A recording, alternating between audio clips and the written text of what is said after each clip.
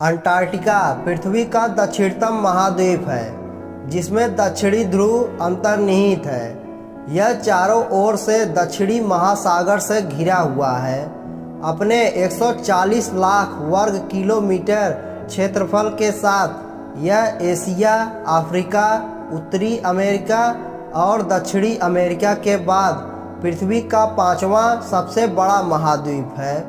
Antarctica का 98% भाग औसतन 1.6 किलोमीटर मोटी बर्फ से ढका हुआ है। जिनेवा में विश्व मौसम विज्ञान संगठन WMO के अनुसार जिस अंटार्कटिका को विश्व का सबसे ठंडा, शुष्क और तेज हवाओं वाला महाद्वीप माना जाता है, वह अंटार्कटिका तेजी से गर्म हो रहा है।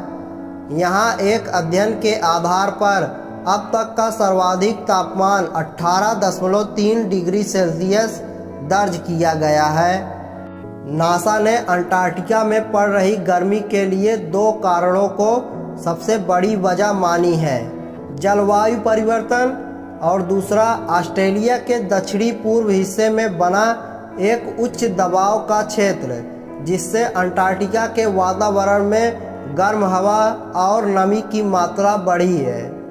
अंटार्कटिका से दुनिया का सबसे बड़ा आइसबर्ग यानी हिमखंड टूटकर अलग हुआ है। यूरोपीय स्पेस एजेंसी द्वारा ली गई सैटेलाइट तस्वीर से पता चलता है कि यह आइसबर्ग 170 किलोमीटर लंबा और करीब 25 किलोमीटर चौड़ा है। सीधे शब्दों में कहें तो आकार के मामले में यह दिल्ली का करीब 3 गुना है। तेजी से पिघलते ग्लेशियर मनुष्य के जीवन को भी समाप्त कर सकते हैं। जो बातें किताबों में लिखी है और लोग कहते हैं कि एक दिन दुनिया खत्म हो जाएगी, उसका कारण ये ग्लेशियर भी हो सकते हैं। अंटार्कटिका के ग्लेशियर दुनिया के सभी ग्लेशियरों की तुलना में यहाँ 50 गुना अधिक बर्फ है, और अगर ये ग्लेशियर पिघल गए तो पृथ्वी का तापमान 60 डिग्री तक बढ़ जाएगा, और ये इतना ज़्यादा होगा कि इंसान इस गर्मी को झेल नहीं पाएगा। और दूसरा परिणाम ये होगा कि दुनिया में पीने का शुद्ध पानी समाप्त हो जाएगा और इंसान पीने के पानी के लिए संघर्ष करने लगेगा, और इसके कुछ वर्षों के बाद मनुष्य का जीवन पूरी तरह समाप्त हो जाएगा।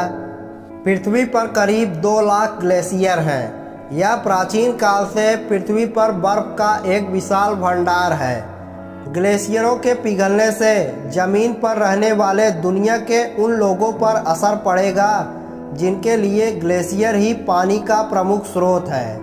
हिमालय के ग्लेशियर आसपास के घाटियों में रहने वाले 25 करोड़ लोगों और उन नदियों को पानी देते हैं जो आगे जाकर करीब 1.65 अरब लोगों के लिए भोजन, ऊर्जा और कमाई का जरिया बनती है। ग्लोबल वार्मिंग, आसान शब्दों में समझे तो ग्लोबल वार्मिंग का अर्थ है पृथ्वी के तापमान में वृद्धि और इसके कारण मौसम में होने वाले परिवर्तन। पृथ्वी के तापमान में हो रही इस वृद्धि के परिणाम स्वरूप बारिश के तरीकों में बदलाव, हिमखंडों और ग्लेशियरों के पिघलने, समुद्र के जलस्तर में वृद्धि, ग्रीन हाउस गैसों के कारण पृथ्वी का तापमान बढ़ रहा है। वायुमंडल में ग्रीन हाउस गैसों जैसे मीथेन, कार्बन डाइऑक्साइड और क्लोरोफ्लोरोकार्बन बढ़ने के कारण पृथ्वी के औसतन तापमान में बढ़ने वाली बढ़ोतरी को ही ग्लोबल वार्मिंग कहते हैं।